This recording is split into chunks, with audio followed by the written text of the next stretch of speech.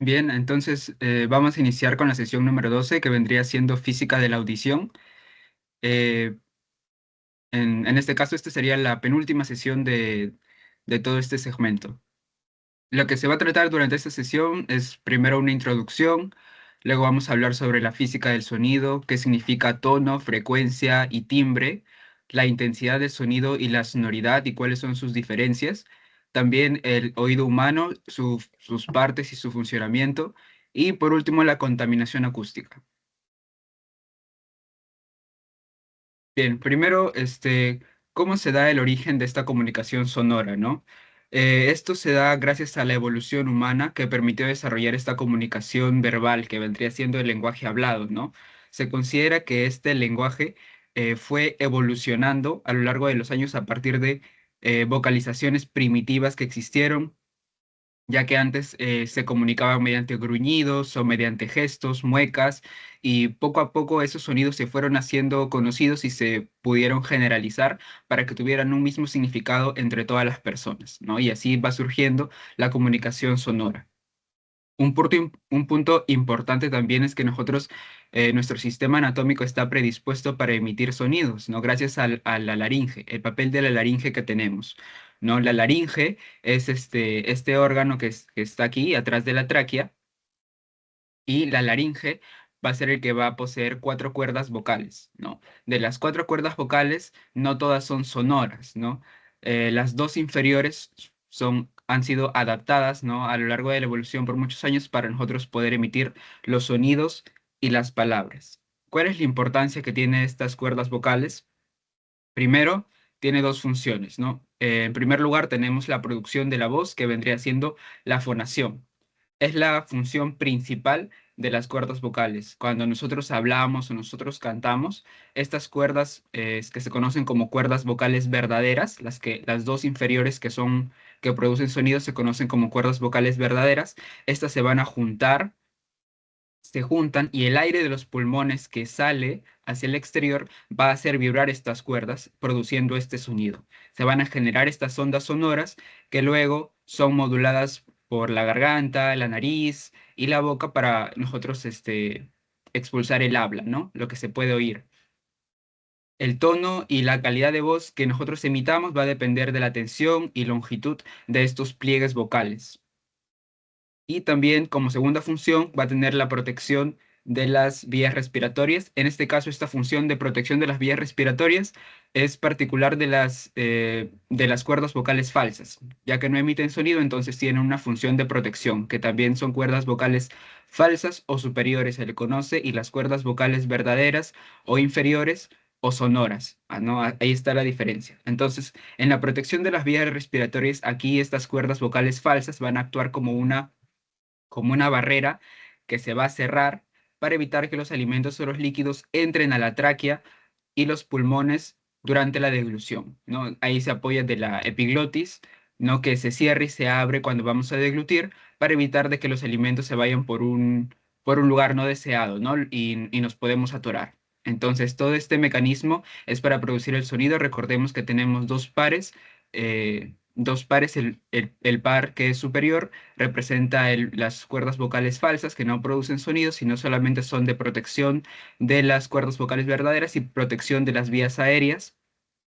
Y también las cuerdas vocales verdaderas o inferiores, que son las que van a producir el sonido, ¿no? Son las que van a vibrar al paso del aire que sale expulsado por nuestros pulmones. Y este sonido que hace vibrar produce las ondas sonoras y ya es modulado luego por nuestra nariz, ¿no? Y nuestra boca, ¿no? Que va a emitir el sonido.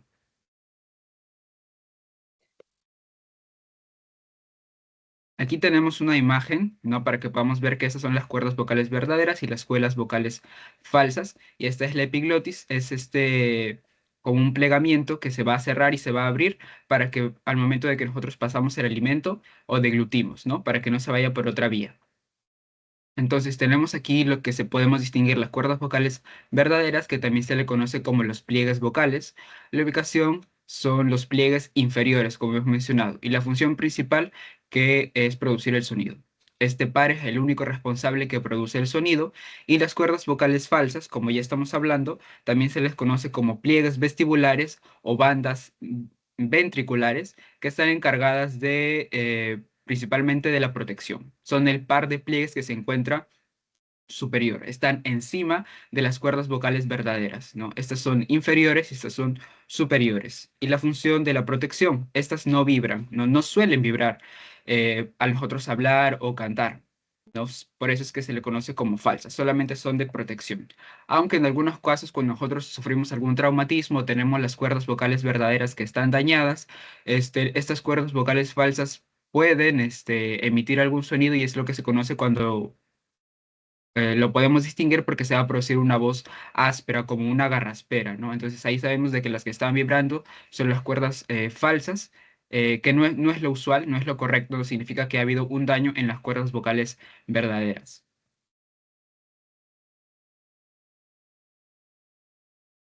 Bien, ahora pasamos a lo que conocemos como la física del sonido, ¿no? Que es la parte central de lo que se va a estudiar en esta sesión. Primero, ¿qué es el sonido?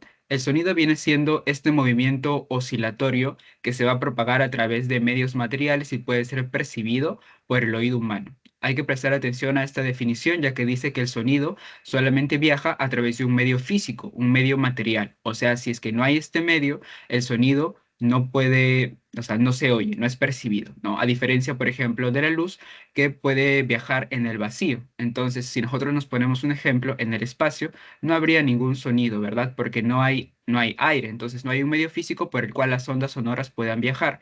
Entonces en el espacio no habría este medio, entonces no habría sonido, ¿verdad? No puede ser percibido. Entonces el sonido viene siendo esta perturbación, este movimiento oscilatorio o de ondas, ¿no? Que es perceptible al oído humano, ¿no? Y se va a propagar en medios materiales, en medios físicos, ya sea sólidos, líquidos o gaseosos, pero necesita un medio por el cual las ondas puedan viajar. Y el medio por el que viaja son las ondas longitudinales, que ahorita lo vamos a ver. ¿No? Entonces, ¿cómo va a viajar? Es que estas partículas del medio van a vibrar en forma paralela a la dirección de la propagación, como estamos viendo en la imagen de aquí, ¿no? Entonces el sonido viene siendo una onda longitudinal, a diferencia de la luz, por ejemplo, que viene siendo una onda transversal. ¿No? ¿Qué quiere decir una onda longitudinal? Quiere decir de que las moléculas van a vibrar en la misma dirección de la onda, o sea, hacia adelante y hacia atrás. Vibran en la misma dirección de la onda.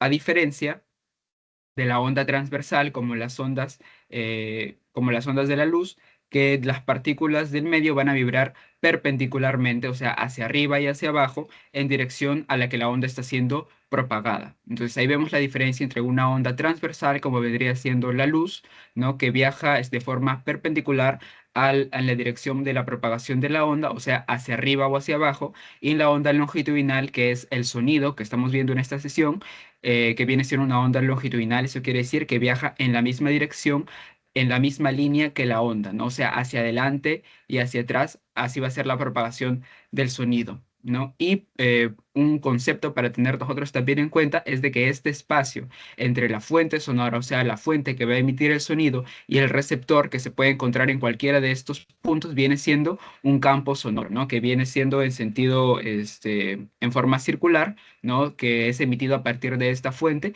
y se extiende de forma circular hasta el receptor que puede estar en cualquiera de estos puntos, ¿no? Esta distancia entre la fuente que emite el sonido y el receptor se conoce como el campo sonoro.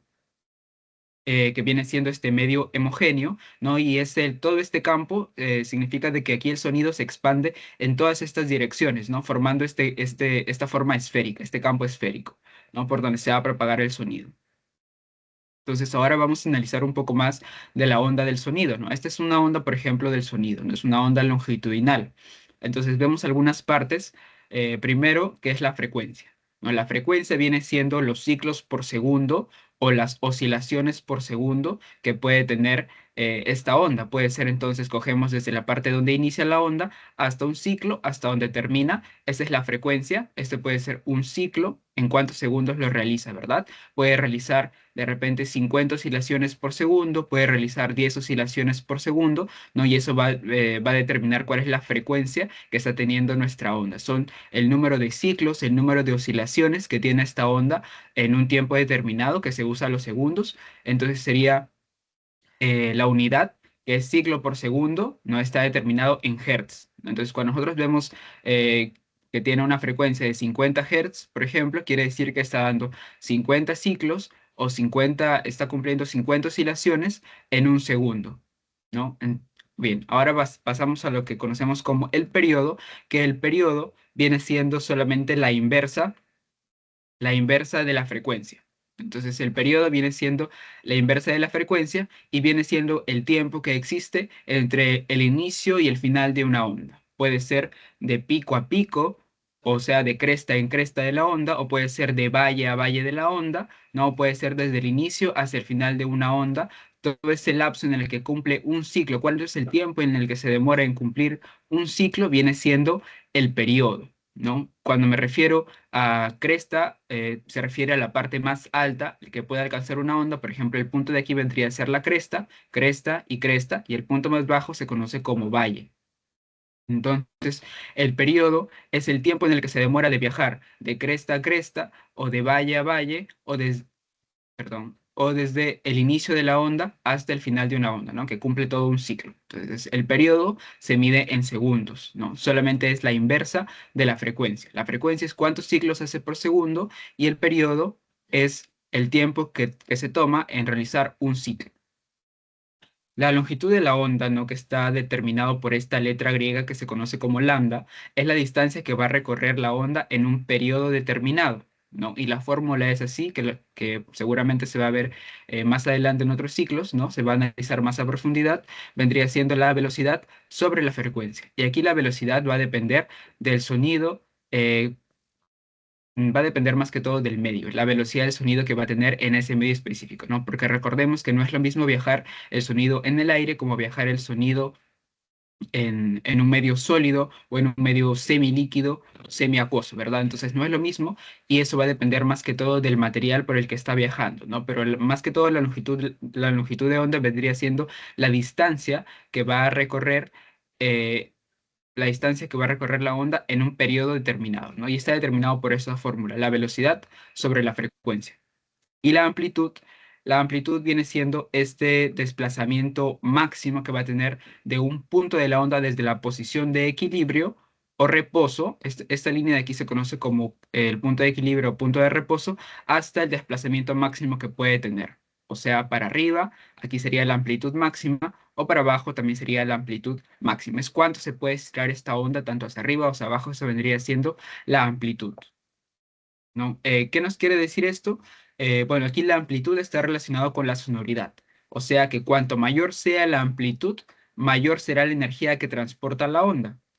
O sea, de que si en una onda sonora una mayor amplitud va a corresponder a un sonido más fuerte, ¿no? Entonces, por eso es que la amplitud es muy importante. Cuando nosotros nos encontramos con una onda de una mayor amplitud, significa que el sonido que nosotros vamos a percibir va a ser un sonido más fuerte y lo vamos a percibir de mayor volumen, mientras que un sonido de una menor amplitud va a corresponder a un sonido más suave o más bajo.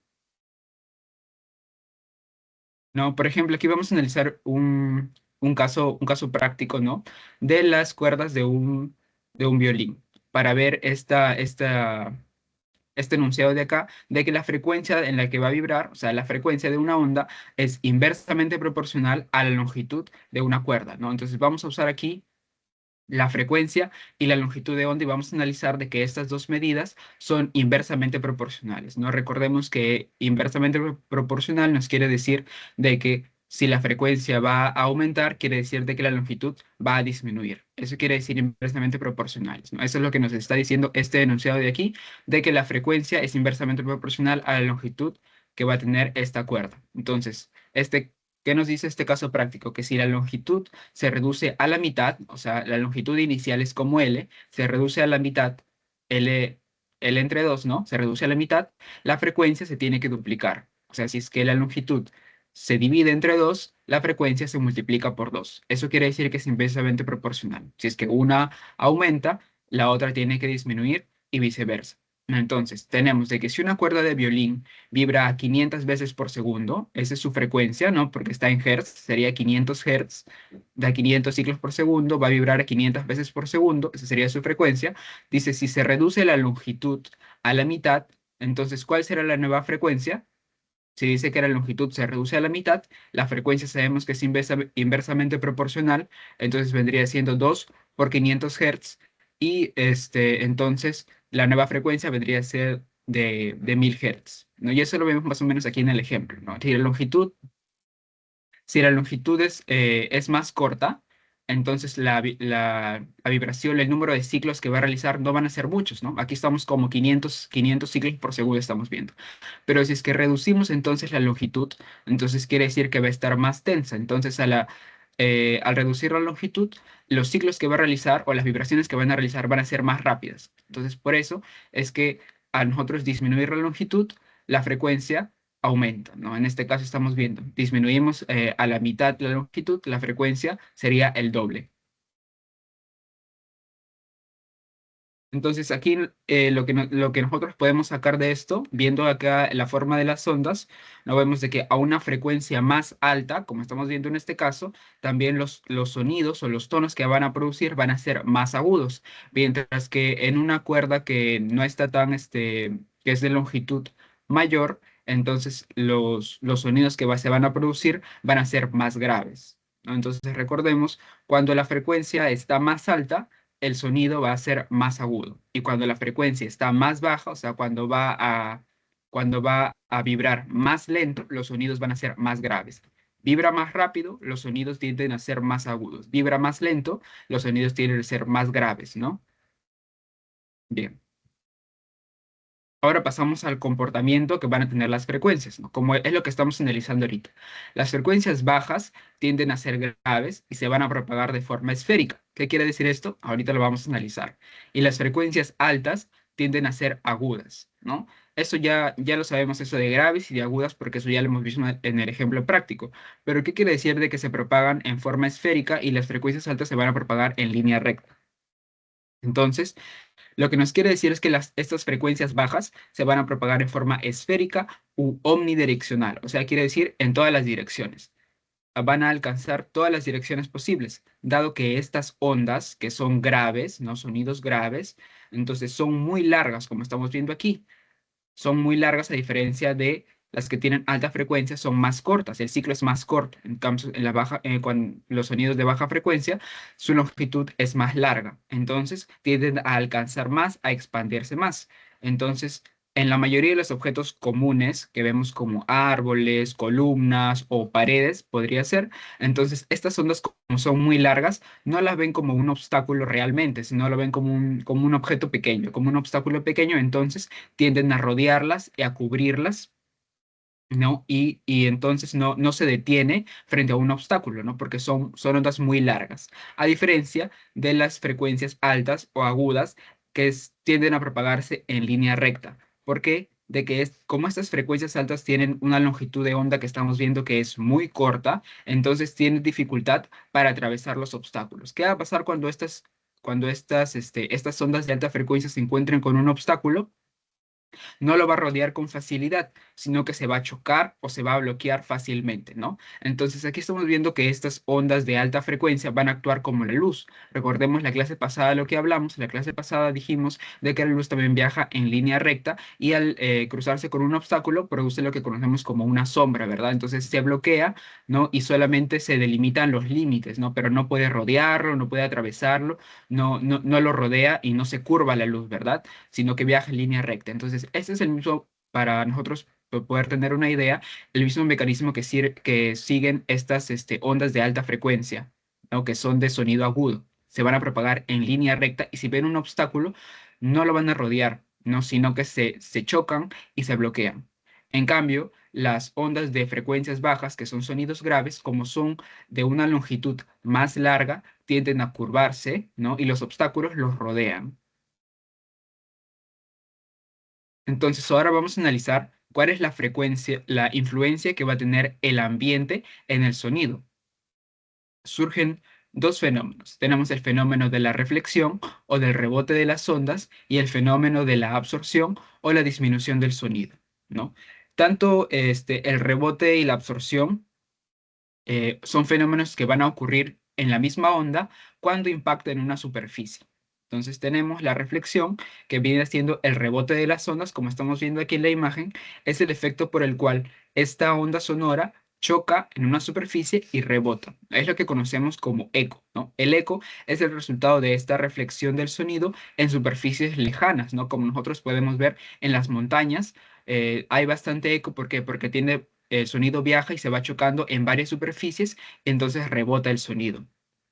Y la absorción está más relacionada con la disminución del sonido. La reflexión está relacionada con la conservación del sonido porque la onda tiende a no perderse, no en un sentido ideal, sino que rebota, ¿no? Y sigue viajando el sonido. En cambio, en la absorción viene siendo la disminución, se podría decir, de de la intensidad del sonido porque tiende a perderse, ¿no? Como estamos viendo aquí en la imagen, cuando el material de superficie va a capturar parte de de este sonido incidente, ¿no? Y lo va a transformar de energía sonora a energía térmica, ¿no? Se podría decir al calor.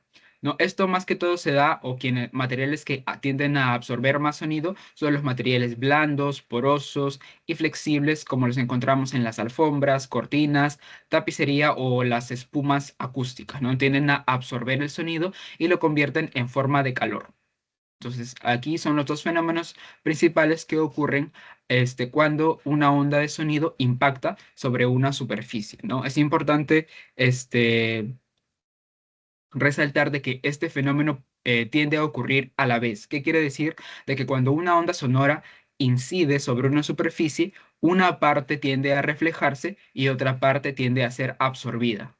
O sea, no se conserva todo el sonido, no todo el sonido se refleja, sino que cierta parte es absorbido por la superficie sobre la cual recae el sonido, ¿no? Y se puede convertir en forma de calor, y la cantidad de sonido que tiende a reflejarse, ¿no? O absorberse, la cantidad que refleja y la cantidad que absorbe va a depender en sí de las propiedades físicas que tenga este material. Como estamos viendo, por ejemplo, en los materiales que son porosos o blandos, ¿no? Como las alfombras o las cortinas, tienden a absorber una mayor cantidad de sonido.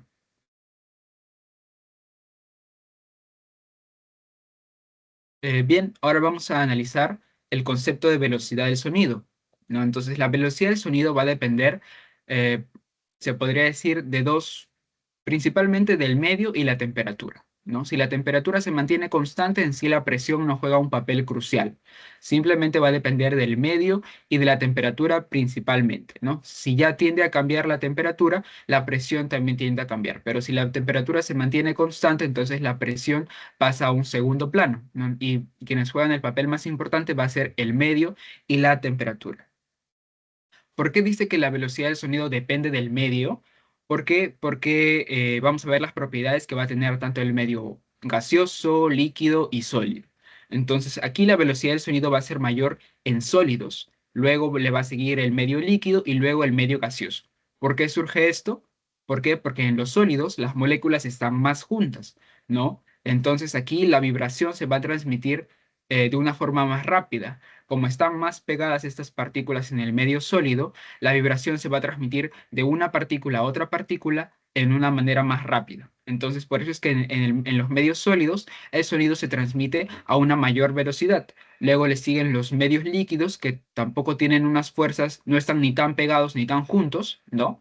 Entonces tienen una velocidad media. Y en el caso del aire o en el caso de los gases, como ya hemos estudiado en clases pasadas, ¿no? Los gases tienden a expandirse, siempre a separarse. Entonces, como estas moléculas están más alejadas una de la otra, entonces dificulta más o toma más tiempo, ¿no? En poder que viaje la vibración desde una partícula a otra partícula, ¿no? En pasar esa energía. Entonces, por eso es que en el medio sólido, como en este caso que estamos viendo en la imagen del acero, tiene una velocidad a la que viaja el sonido muy, muy alta, ¿no? Y también en el caso de la temperatura, porque la temperatura va a ser crucial en la velocidad del sonido, porque recordemos también conceptos pasados que ya los hemos revisado antes del parcial, ¿no? Cuando nosotros aumentamos la temperatura, aumenta la energía cinética y estas partículas se van a mover más rápido. Entonces, ¿qué quiere decir? Que las partículas van a chocar más una entre otra. Y al momento de chocar, ahí pueden transmitir la vibración. Entonces, cuando hay una mayor temperatura, también ayuda o permite que la vibración del sonido y la velocidad del sonido se transmita de una partícula a otra de una forma más rápida, ¿no? Entonces recordemos aquí, lo crucial es el medio y la temperatura en la velocidad del sonido. Y datos aquí para recordar es de que a 0 grados, ¿no? Tenemos una velocidad del sonido, o sea, a 0 grados de 330 metros por segundo. Y a 20 grados Celsius, ¿no? Que vendría siendo aquí la temperatura ambiente, así que este dato es importante. Este dato es las condiciones normales, ¿no? Una atmósfera, presión de una atmósfera y la temperatura ambiente, 20 grados Celsius, la velocidad del sonido viene siendo de 343 metros por segundo, ¿no? Esos datos son importantes para tener en cuenta. Luego, ¿cómo funciona en el humano? Nosotros no, hay muchas ondas sonoras, pero el humano no puede percibirlas todas, sino un determinado rango. De igual manera como hemos visto en la luz. Entonces, aproximadamente, según la guía con la cual se está trabajando este semestre, dice que el rango auditivo humano va desde los 50 Hz hasta los 16.000 Hz.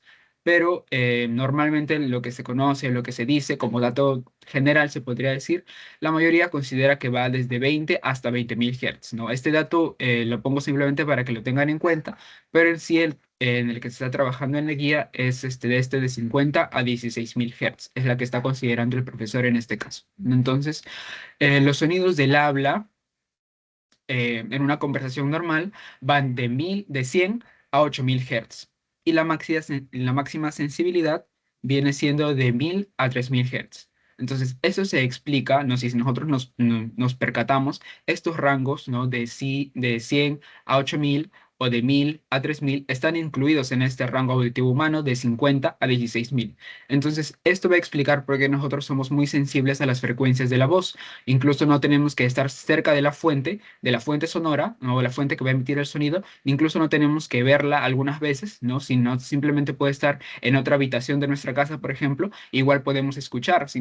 Esto quiere decir de que el oído humano va a ser muy sensible a este rango, si es que esta onda sonora se encuentra en este rango, ¿no? De 50 a 16.000 Hz. Entonces lo vamos a escuchar con mucha facilidad. ¿Qué quiere decir esta frase de máxima sensibilidad, ¿no? Que se encuentra entre 1.000 y 3.000 Hz? Quiere decir que es el punto donde necesitamos menos volumen para escuchar bien. O sea, quiere decir de que el oído va a ser muy sensible durante este rango. Es la zona donde los sonidos se van a escuchar con una claridad perfecta, se podría decir, con una claridad y volumen óptimos. Es la máxima sensibilidad, se encuentra en este rango, ¿no? Lo escuchamos perfectamente bien, no tenemos que hacer ningún sobreesfuerzo, se podría decir. Bien. Entonces, como estamos viendo aquí en la imagen, ¿no? Nosotros percibimos el sonido que se encuentra en este caso de 50 a 16.000 Hz, pero hay animales, ¿no? Como estamos viendo, que emiten infrasonido o también ultrasonido, ¿no? Que no es perceptible al oído humano.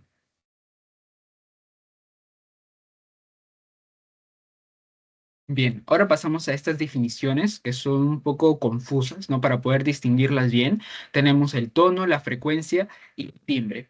¿Qué viene siendo el tono? El tono viene siendo una percepción subjetiva, o sea, quiere decir que no es medible. Si quiere decir subjetivo, quiere decir cómo lo percibe la misma persona. Es una percepción subjetiva, ya sea de grave o de agudo, ¿no? Para ti, tú lo estás escuchando, cómo llega a tu oído, si es que los percibes un sonido grave o un sonido agudo, ¿no?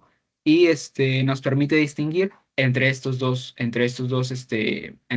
tonos, ¿no? Grave o agudo, podemos distinguir. Entonces, cuando nos hablan de grave o agudo, le tenemos que responder de que se refiere a esta propiedad del sonido que vendría siendo el tono. Y la frecuencia, que ya hemos repasado un poquito antes, ¿no? La frecuencia viene siendo esta magnitud objetiva, física. O sea, aquí no tiene nada que ver la persona, el receptor, sino es una medida objetiva, o sea, que se puede medir. Como hemos visto, tiene sus unidades, que son el hertz, y un hertz vendría siendo una vibración o un ciclo por segundo. O sea, eh, que cumple una onda se completa en un segundo. Y a mayor frecuencia viene siendo el tono más agudo y a menor frecuencia el tono viene siendo más grave.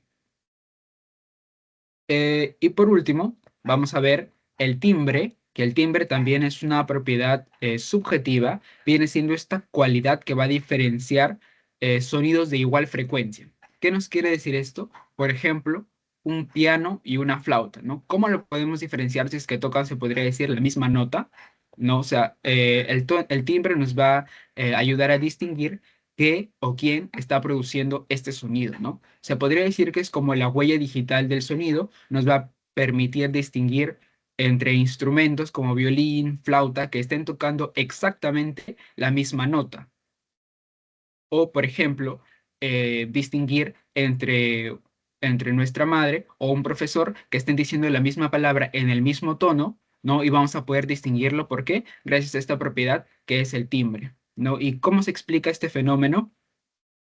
Se debe a que el sonido no tiene una sola frecuencia pura o fundamental, sino que también presenta unas frecuencias que son secundarias particulares. Estas frecuencias secundarias se conocen como armónicos, ¿no? Y son particulares, o sea, son específicas. El timbre vendría a ser esta suma tanto de la onda, se podría decir, de la frecuencia fundamental y de las frecuencias secundarias. Eso se conoce como el timbre y depende de la intensidad relativa que van a tener estos armónicos, no de la frecuencia fundamental. O sea, el timbre no va a depender de la frecuencia fundamental, porque si fuera de la frecuencia fundamental, no podríamos distinguirlo, ¿no? Si nos referimos solamente a la diferencia fundamental, vendría siendo el tono, solamente distinguiríamos en grave, agudo, pero el timbre nos ayuda a distinguir, especificar aún más, porque nos dice que no solamente está compuesta de una sola frecuencia fundamental, ¿no? Sino que también tiene frecuencias secundarias que se les conoce como armónicos. Y como son tan específicas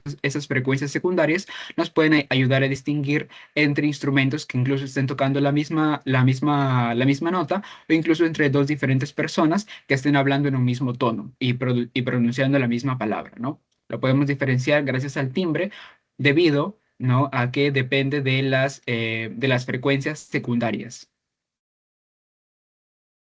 Entonces, esto nos permite explicar por qué una nota de piano va a sonar diferente a una nota de guitarra, incluso si ambas están tocando a la misma frecuencia, ¿no?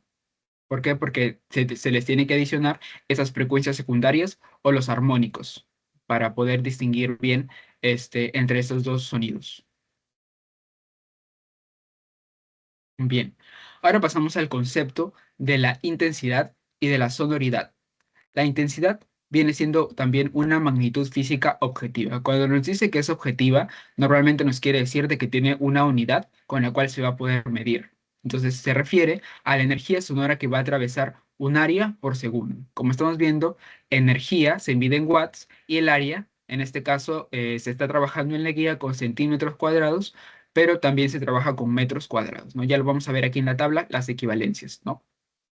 Y el oído humano es capaz de captar desde 10 a la menos 16 watts por centímetro cuadrado, que viene siendo el umbral auditivo. Quiere decir de que menos de 10 a la menos 16 watts por centímetro cuadrado, el humano no puede escuchar, ¿no? Si el sonido está a una intensidad menor de eso, no lo vamos a poder escuchar y va desde 10 a la menos 16 hasta 10 a la menos 4 watts por centímetro cuadrado, que viene siendo el umbral del dolor, ¿no? Que ya viene a causar un daño, viene a afectar nuestra salud. Entonces aquí estamos viendo este, una tabla comparativa, ¿no? El valor con el que se trabaja en las guías, ¿no? Que viene siendo watt por centímetro cuadrado, ¿no? El umbral auditivo con el que se comienza a escuchar 10 a la menos 16 y el umbral del dolor 10 a la menos 4 watt por centímetro cuadrado. Ahora, si simplemente hacemos la equivalencia de watt por centímetro cuadrado a watt sobre metro cuadrado, que es con lo que se trabaja en el sistema internacional, solamente es como que le multiplicáramos por 10 a la 4, ¿no? Porque solamente estamos pasando de centímetros cuadrados a metros cuadrados. Según la equivalencia, viene siendo por 10 a la 4, ¿no? Según la tabla de compresión entre unidades. Entonces viene siendo el umbral auditivo 10 a la menos 12 watts sobre metro cuadrado, y aquí vendría siendo el umbral del dolor 1 watt sobre metro cuadrado, ¿no? Y esto, como este rango es exponencial, ¿no? Estamos viendo que es un rango muy amplio, que el oído humano es muy sensible a los sonidos, es capaz de captar un rango de, como estamos viendo aquí, de 10 a 10 a la menos 12, más o menos de 1 billón. Entonces, este sonido que va desde el más tenue que podamos oír, el más tenue, hasta ya cuando comienza a causar dolor, ¿no? Por esta inmensa variación, este gran rango que nosotros tenemos, que es de 10 a la 12, el rango que va entre bueno, si nosotros hacemos la comparación de 10 a la menos 16 y 10 a la menos 4, acá hay 10 a la 12 que vendría siendo el rango, entonces vendría siendo un billón, ¿no? Entonces, como tiene un rango bien amplio y para simplificar las cosas no se puede trabajar tan bien con este rango tan amplio. Entonces, por esta gran variación que tiene la intensidad sonora, se expresa generalmente en esta escala logarítmica, que ya lo vamos a ver ahorita más adelante con la fórmula, pasando de esta forma exponencial a una forma más numérica, se podría decir, ¿no? Que se mide con el nivel de intensidad en los decibelios, ¿no? Esa viene siendo la unidad, los decibelios. Y va desde 0 decibeles, que viene siendo la referencia, el umbral auditivo, hasta los 120 decibeles, que viene siendo el umbral del dolor. O sea, son dos formas de ver la misma cosa, ¿no? Son formas diferentes de ver la intensidad. Como no podemos trabajar en este rango que es tan amplio, que es exponencial, entonces lo hemos pasado por la escala logarítmica para poder trabajar más de cero, solamente vamos desde 0 hasta 120, ¿no? Para simplificar los ejercicios prácticos que nosotros vamos a desarrollar. Entonces ahora vamos a pasar al concepto de sonoridad. La sonoridad también viene siendo una sensación subjetiva, o sea, quiere decir que depende del receptor. Es como percibimos nosotros el volumen. Va a depender de la frecuencia que va a tener la onda, la duración, ¿no? De la duración del sonido puede durar, ya hemos visto, tiene su tiempo en segundos, ¿no? Puede durar 10 segundos, puede durar 5 segundos, ¿no? Eso significa la duración. O sea, frecuencia puede tener una frecuencia más rápida, una frecuencia más lenta, y el ancho de banda del sonido quiere decir la amplitud, ¿no? Que ya lo hemos estudiado. La sonoridad viene siendo esta sensación subjetiva, cómo percibimos, se podría decir, el volumen del sonido. Ahora pasamos a la intensidad relativa, que es lo que estamos viendo aquí de los decibelios. Esta parte de aquí vamos a ver intensidad relativa o nivel de intensidad también se le llama, donde ya se introduce el concepto de los decibelios, ¿no? Esta viene siendo la fórmula logarítmica para pasar de esta forma exponencial a esta forma de nivel de intensidad con la cual se puede trabajar más práctico. Entonces, el nivel de sonoridad, el nivel de intensidad o la intensidad relativa viene siendo 10, que esta es una constante, por el logaritmo, ¿no? Queremos deshacernos del exponente del 10 a la menos 12, usamos el logaritmo y vendría siendo el logaritmo decimal, ¿no? De una división. ¿Qué va en el numerador? Va la intensidad de referencia, ¿no? Que viene siendo el umbral, esta parte de acá, el umbral auditivo, ya sea si trabajamos en centímetros cuadrados viene siendo 10 a la menos 16 y si trabajamos en metros cuadrados dependiendo con los datos del problema vendría siendo 10 a la menos 12. Entonces esto es lo que va en la parte del denominador, es la intensidad de referencia. Y la intensidad que nos menciona el problema, que es la que nosotros queremos transformar, viene yendo en la parte de arriba, en la parte del numerador, ¿no? Entonces simplemente es la función logarítmica de una división entre la parte que queremos hallar, el dato que nos da el problema para nosotros transformar a decibeles, y acá viene siendo el valor de referencia, ¿no? El valor del umbral auditivo, ya sea 10 a la menos 16 cuando trabajamos en centímetros cuadrados o 10 a la menos 12 cuando trabajamos en metros cuadrados. Eh, Aquí no es una tabla, la tabla que también la pueden encontrar en su guía práctica, ¿no? Viene siendo aquí el rango de decibeles más o menos y la intensidad aproximada dependiendo de cada evento, ¿no? Por ejemplo, si estamos en un estudio de grabación vacío, ahí nos encontramos en silencio total, se podría decir, ¿no? Entonces ahí nos encontramos a 0 decibeles.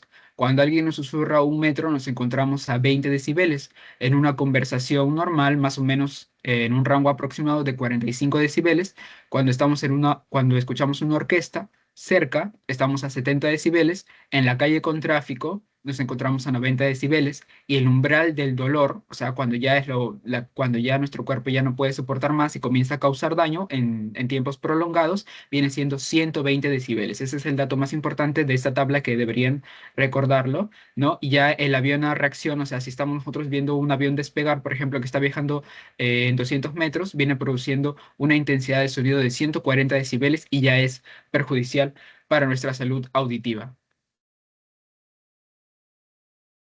¿no? Y también, bueno, como un dato extra, este decibelios, nuestra unidad, es la décima parte del belio, ¿no? Decibelio viene siendo 10 a la menos 1 belios, que se le puso, bueno, esa unidad en honor a Alexander Graham Bell, ¿no? que tuvo participación también en la investigación del sonido. Bien, aquí un ejemplo para nosotros poder ver cómo se aplica la fórmula. Entonces, el ejemplo viene siendo el sonido de una conversación normal. Así nos va a venir el problema, si es que nos viene un problema práctico, ¿no? Nos dice que una conversación normal produce una intensidad física, ¿no? Aquí, como estamos viendo las unidades, es watt entre metro cuadrado, 10 a la menos 6. Entonces, queremos saber a cuántos decibelios equivale esta intensidad de sonido. Entonces, aplicamos esa fórmula que estamos viendo de el nivel de intensidad, el nivel de sonoridad. Entonces, tenemos 10 por el logaritmo decimal entre la división. Aquí recordemos que va el de referencia, el umbral de referencia, el umbral del sonido, que viene, como en este caso estamos trabajando con metros cuadrados, viene siendo 10 a la menos 12, como estamos viendo en la tabla de acá. 10 a la menos 12 es el umbral auditivo de referencia. Y en la parte de arriba viene siendo el dato que nos menciona el problema, en este caso 10 a la menos 6. Entonces, esta es una división, ¿no? División exponencial. Simplemente se resta menos 6 menos menos 12, ¿no? Y nos queda 10 a la sexta. Entonces, esta división nos queda 10 a la sexta. Tenemos 10 por el logaritmo decimal de 10 a la sexta. Recordemos esta propiedad de los logaritmos, que en este caso les va a servir bastante recordar. Aquí le he puesto. Cuando nosotros nos encontramos con un logaritmo decimal y lo que está dentro del paréntesis está en base 10, simplemente la respuesta sería el exponente de ese 10, ¿no? En este caso vemos que tiene la misma forma, entonces la resolución de este logaritmo decimal de 10 a la sexta viene siendo 6, el exponente, ¿no? Entonces sale el exponente y se multiplica por la constante 10 que le hemos bajado, ¿no? Por aquí la fórmula le hemos bajado solamente el 10 y vendría siendo 60 decibeles. Entonces, ¿qué nos quiere decir? ¿Qué nos quiere decir este problema, ¿no? Esta respuesta que hemos hallado con la fórmula de que un sonido con una intensidad física de 10 a la menos 6, ¿no? Con una intensidad de 10 a la menos 6 se percibe como 60 decibeles, que vendría siendo el nivel de una conversación normal. Este vendría siendo el nivel, recordemos, n de nivel. Cuando nosotros hablamos de decibeles, viene siendo nivel del sonido, nivel de intensidad, nivel de sonoridad. Y cuando hablamos aquí de watts sobre metros o sobre centímetros cuadrados, viene siendo intensidad a secas, ¿no? Intensidad del sonido. Entonces, ¿se entendió este problema? Simplemente es un problema aplicativo de esta fórmula que estamos viendo del nivel de intensidad. ¿Sí se logró entender?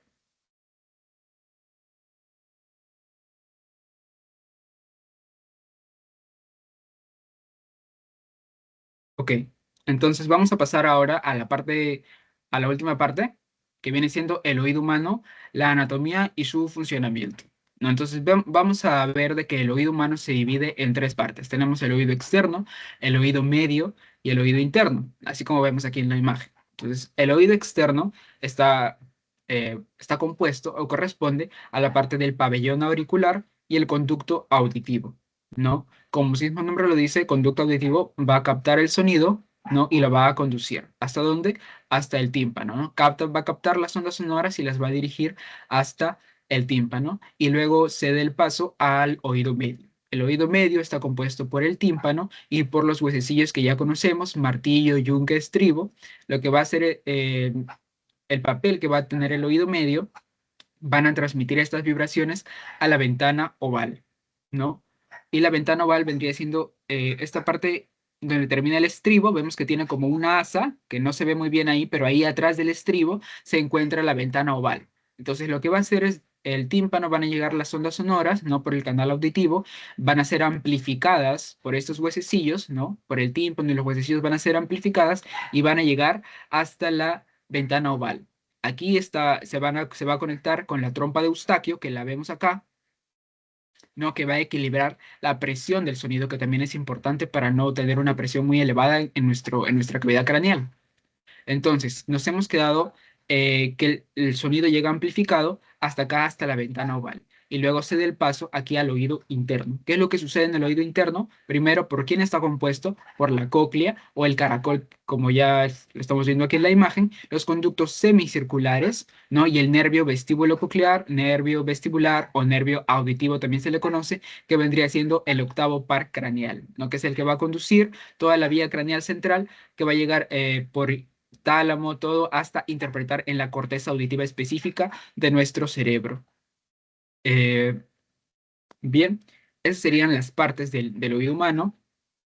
Ahora vamos a analizar eh, cómo se da la transmisión de las ondas. Entonces, aquí quien juega la parte más importante de la transmisión de las ondas viene siendo el oído medio, ¿no? Aquí vamos a una amplificación de esta imagen de cómo están aquí estos huesecillos. Tenemos el martillo, el yunque, el estribo, y aquí al costado del estribo vemos a la ventana oval, que dijimos de que los huesecillos, el tímpano y los huesecillos van a amplificar estas señales sonoras y lo van a conducir hasta la ventana oval. ¿Qué va a pasar aquí en la ventana oval? Como estamos viendo aquí, cómo es la ventana oval por dentro, ¿no? Aquí va la ventana oval. La ventana oval va a transmitir las vibraciones a la perilinfa, se conoce como este líquido que está dentro del caracol. Acá, como vemos, está pegado al oído, los huesecillos están pegados acá al caracol, que ya vendría siendo parte del oído interno, del oído interno. Entonces, viene aquí por la ventana oval, transmite las señales a la perilinfa, que viene siendo el líquido del caracol. Estas vibraciones recorren esta rampa vestibular, como estamos viendo aquí en la imagen, luego pasa por el helicotrema, luego viene para la rampa timpánica y luego da toda la vuelta hasta llegar a la ventana redonda que vemos acá. Entonces, viene aquí, entra al oído interno, ¿no? Al caracol y sale hasta la ventana redonda. Y aquí es donde se va a generar el estímulo auditivo.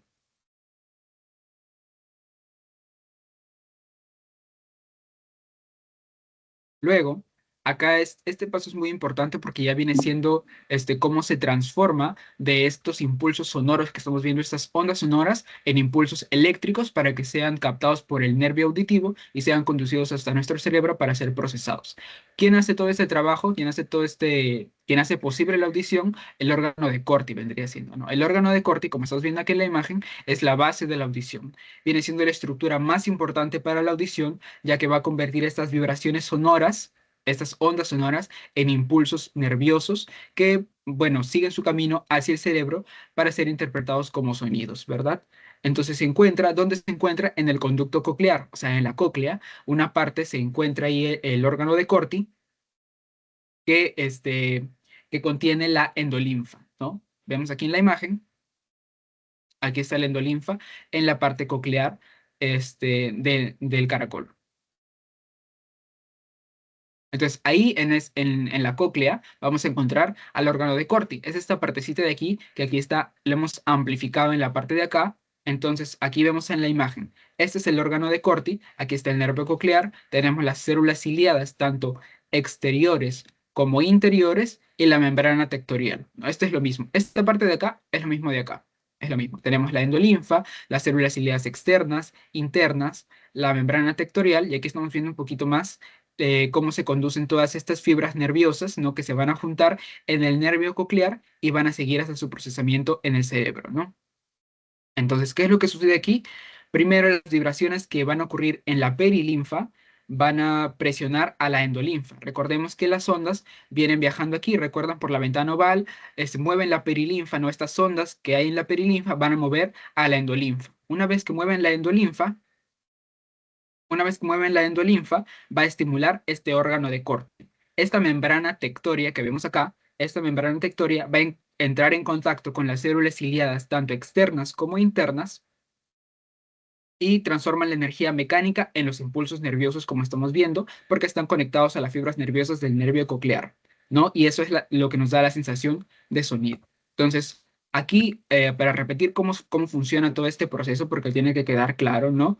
Primero, las vibraciones en la perilinfa van a también movilizar a la endolinfa. Esta movilización que tiene la endolinfa va a estimular el órgano de Corti. Cuando ya el órgano de Corti se activa, se podría decir, esta membrana tectoria va a entrar en contacto con estas células ciliadas, tanto externas como internas, ¿no? Y estas células ciliadas son las que van a transformar los impulsos, la energía mecánica, las ondas sonoras, en los impulsos nerviosos, ¿no?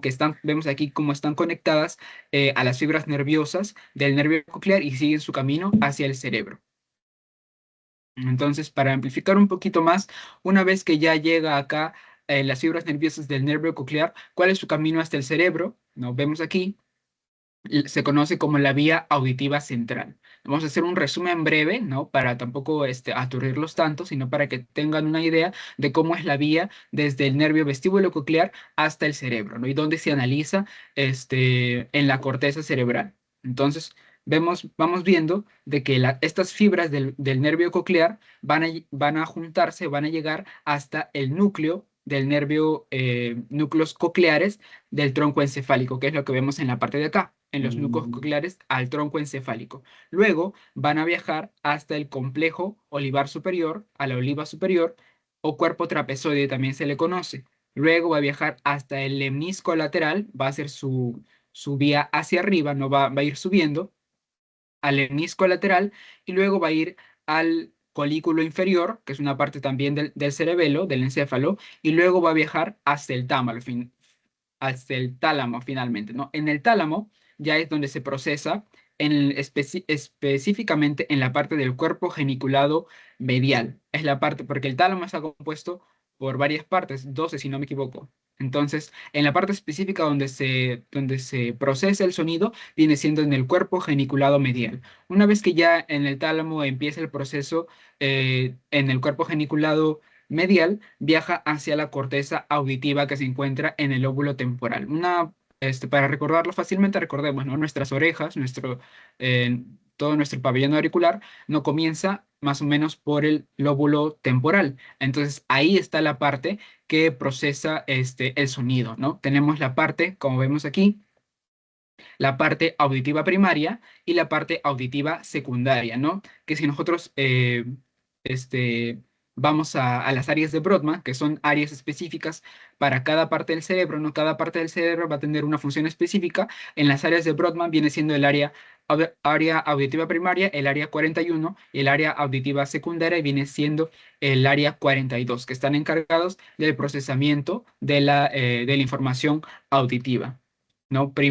Propiamente dicho, se puede decir de que la corteza auditiva primaria va a procesar principalmente todos los estímulos sonoros, mientras que el área 42 va a funcionar como una parte ya secundaria, ¿no? Se va a encargar de recibir la información que viene de acá de la parte primaria y del tálamo para su análisis posterior, o sea, les va a dar significado, ¿no? Aquí, más que todo, en la parte uno va a ser la recepción, distinguir los sonidos, y en la parte 42 va a ser ya darles un significado a una interpretación a estos sonidos, ¿no? Y ya, aquí en esta parte, básicamente en toda esta zona auditiva, tanto primaria como secundaria, se codifica toda esta información, ¿no? La frecuencia, la intensidad, el tiempo que dura el sonido y la localización de la fuente, ¿no? Todo se procesa en esta zona. Y luego tenemos también, para terminar ya, la contaminación acústica, ¿no? Tenemos de que el oído humano está adaptado a oídos naturales, se podría decir suaves, hemos visto el rango, ¿no? Pero la revolución toda esta industrial, la maquinaria, ¿no? Ha introducido todos estos ruidos que son intensos de motores, maquinaria, ¿no? Y esto ha provocado lo que se conoce como una contaminación acústica que afecta y daña la salud auditiva, ¿no? La contaminación acústica, cuando estamos expuestos en un tiempo considerable, prolongado, va a tener efectos perjudiciales en nuestra salud física y mental, ¿no? Recordemos, ¿no? Estos principales efectos que puede tener en nuestra salud viene siendo pérdida de la audición, el principal. También otros secundarios vienen siendo el estrés, trastornos del sueño, problemas cardiovasculares como la hipertensión, alteraciones cognitivas, especialmente en los niños, y la exposición prolongada, o sea, por mucho tiempo, puede causar también irritabilidad, ansiedad, depresión, afectar el rendimiento intelectual, concentración y la memoria, ¿no? Recordemos de que 120 decibeles, ¿no? Viene siendo el límite del umbral del dolor. O sea, nosotros no podemos estar mucho tiempo prolongados, o no es recomendable estar prolongados a más de 120 decibeles, o escuchar música en los audífonos a más de 120 decibeles, porque viene acarreando todos estos efectos dependiendo de nuestro uso prolongado de ¿no? El nivel propuesto de la OMS, de la Organización Mundial de la Salud, es que nosotros debemos estar expuestos principalmente solo a sonidos que están en promedio en los 55 decibeles. Eso vendría siendo la recomendación para nosotros mantener una buena salud auditiva, ¿no? Y eso vendría siendo toda la sesión de hoy, compañeros. No sé si tienen alguna duda o ya dejo de grabar.